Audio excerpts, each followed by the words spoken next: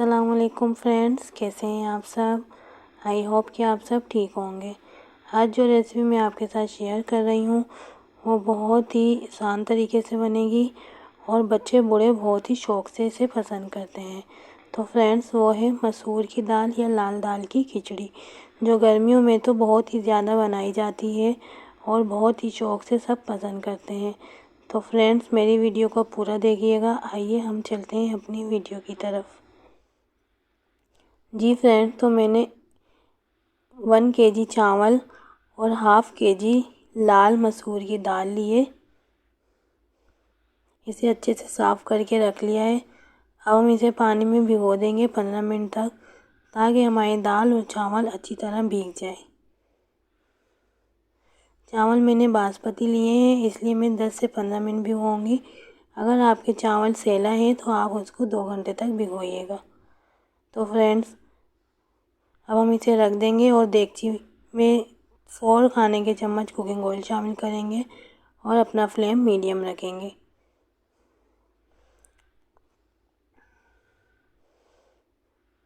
तो friends, oil शामिल कर दिया है। अब इसमें 1 टेबलस्पून लहसुन अदरक का पेस्ट शामिल करेंगे और इसे फ्राई कर लेंगे, ताकि इसकी खुशबू ऑयल में आ जाए।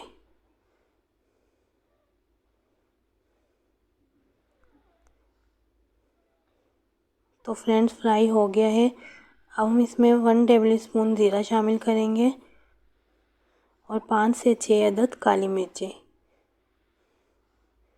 ज़ीरा और काली मिर्ची शामिल करने से हमारी खिचड़ी में बहुत ज़बरदस्त खुशबू आती है।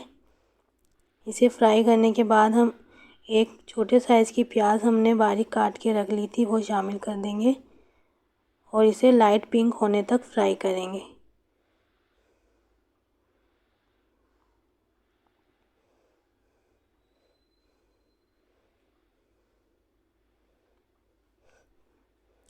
तो फ्रेंड्स, आप देख रहे होंगे हमारी प्याज फ्राई हो गई है। अब हम इसमें 1 टेबलस्पून हल्दी शामिल कर देंगे। अगर आप चाहें तो हल्दी नहीं शामिल करें, ये ऑप्शनल है। हल्दी शामिल करने से खिचड़ी में हमारा हल्का सा येलो कलर आ जाता है। और 1.5 टेबलस्पून मैंने इसमें नमक शामिल करा है। इसे हमने अच्छी तरह मिक्स कर लिया है। मिक्स करने के बाद हम पानी शामिल करेंगे। पानी में 1.5 लीटर शामिल कर रही हूँ। अगर आपके चावल की क्वांटिटी कम है तो आप पानी कम शामिल करिएगा। अब हम कवर कर देंगे 10 मिनट के लिए। जी फ्रेंड्स, तो 10 मिनट हो गए हैं। हमारे पानी में अच्छी तरह बॉयल आ गया है। चावल को मैंने अच्छी तरह वॉश करके रख लिया था। हम इसमें शामिल कर देंगे।